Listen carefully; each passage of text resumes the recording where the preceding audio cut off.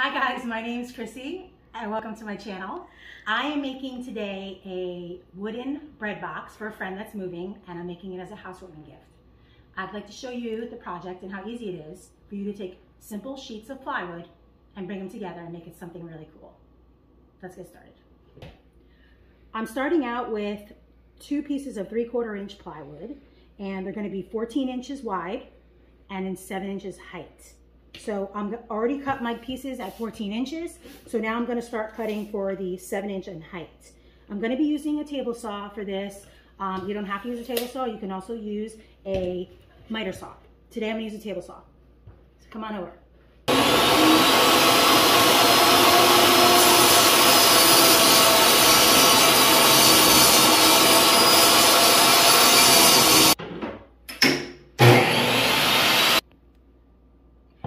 The side pieces I'm going to cut at 7 inches, and that's going to be 7 by 14. So we're going to cut these at 7. We're going to need 2 of these. Okay, I'm going to start by taking a little bit of glue and butt up the joints at the edge. Turn this around a little bit so you can see. And I'm going to take my nail gun. I put 2-inch nails in here. You don't have to. Probably put 1.5 inches and be fine.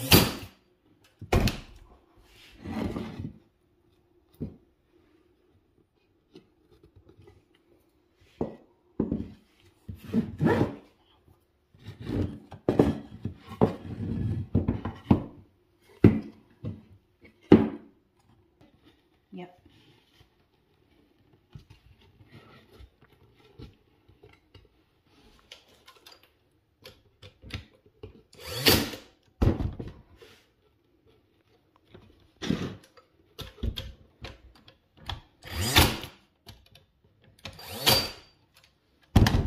We just got to put the other side wall on.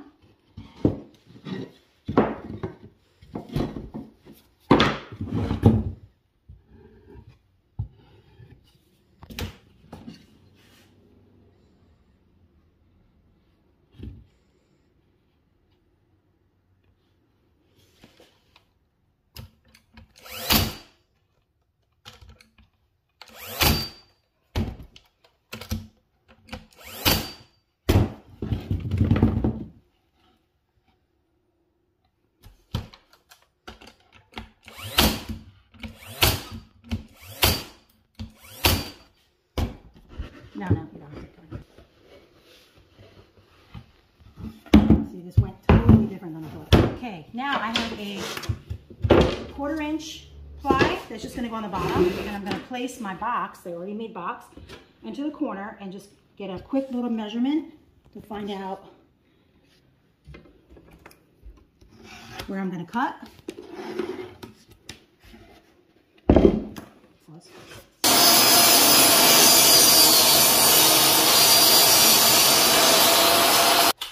I'm going to switch out my 2-inch nails because I don't really need anything that long.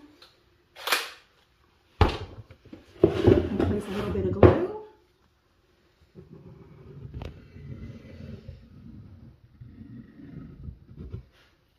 Place this over the top.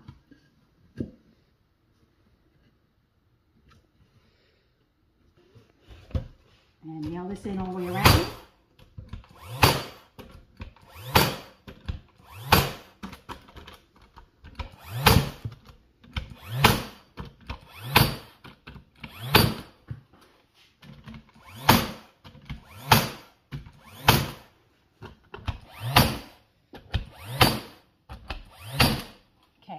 Before I spackle, I'm going to actually measure out for the top.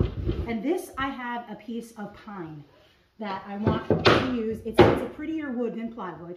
And all I'm going to do is take it so that it's a teeny bit of an overhang on all sides. And I'm going to just get a quick little measurement.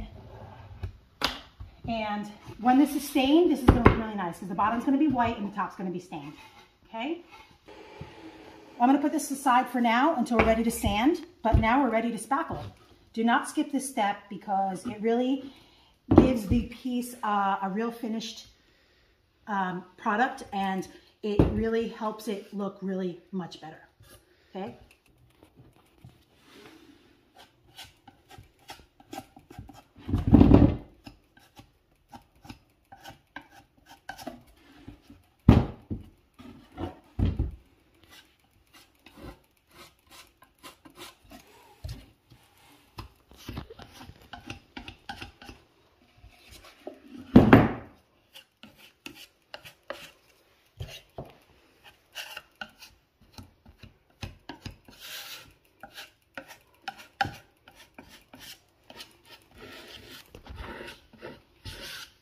partially done. So now after this spackle is dry, I'm going to give it a nice quick sand. And as far as also with the lid, I'm also going to give it a nice quick sand. As soon as the sand, we'll be back.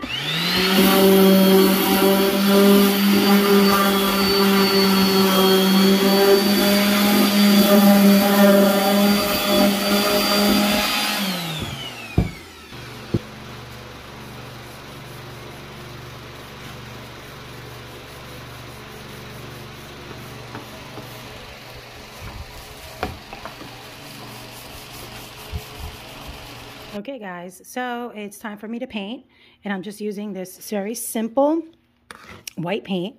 I'm going to start by painting on the outside, and then we'll go on the inside.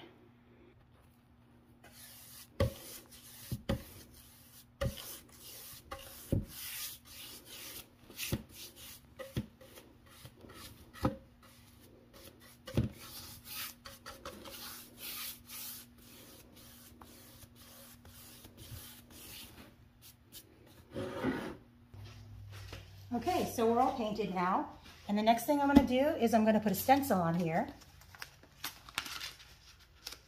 I just printed this off my Cricut, but you don't have to use a Cricut if you don't want to. What I'm going to do is I'm going to place it in the center and see if it's even. Looks good to me. I make a stencil out of contact paper simply because it's a lot cheaper. And sometimes wasting vinyl is not something that I want to do just for a stencil. I'll use vinyl if I am using it to make the sign itself. But if I want something painted, then I definitely want to use contact paper. And I also use contact paper for the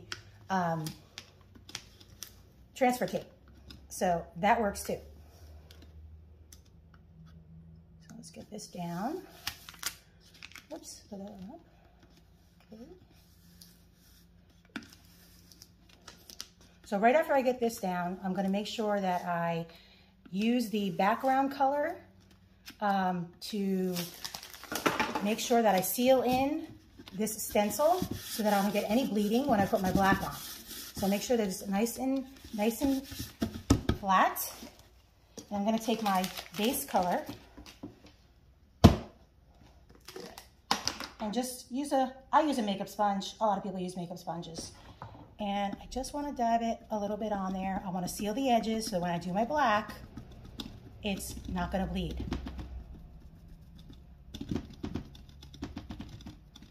All right, let me wipe off the excess. Okay, now we're just going to wait for that to dry for just a second, and we'll come back in with the black.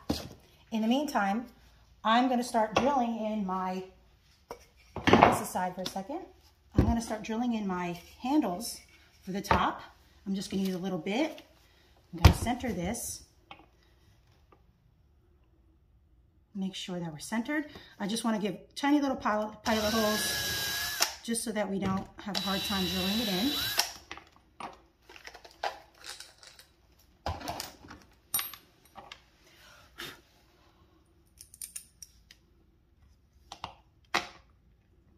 I'm just going to start these.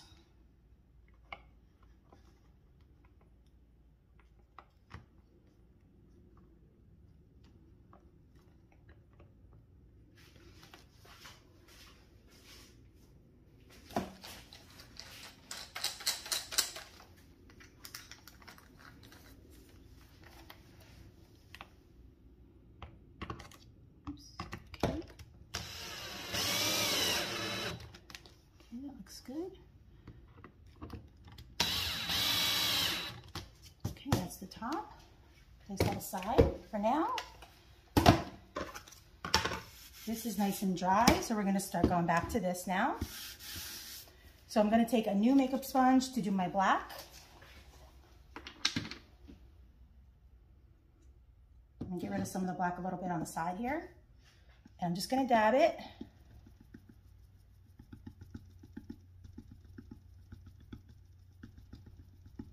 I like using makeup sponges because they're cheap, and I don't like to spend a lot of money on my projects if I don't have to.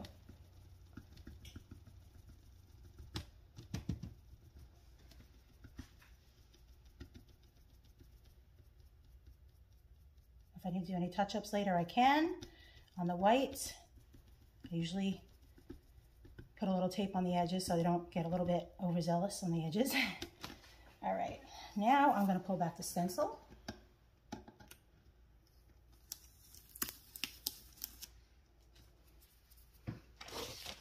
Just take this off. This washes pretty much right off when you get it while it's wet. Okay, let's take this off first.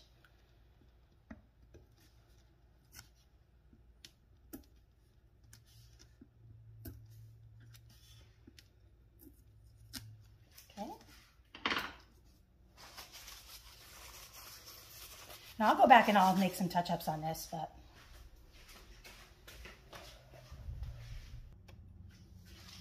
okay, so I made my touch-ups. I'm just going to give it a quick little spray down of some sealant so that if they go to wipe it, I mean, it is going in the kitchen, so we want to make sure that it is sealed up. And also for the cap, I'm going to actually give that a little quick little spray down so that it's easier to clean. And all right, so let's see, it's finished. I love these. I will always love these, and I hope my friend loves it too. Here it is finished, guys. Subscribe to my video. I hope that you want to see more projects, and I hope that you will click that like button so that I can get noticed on YouTube. I have some really great projects I'd love to show you. Thanks for watching. Take care. Bye-bye.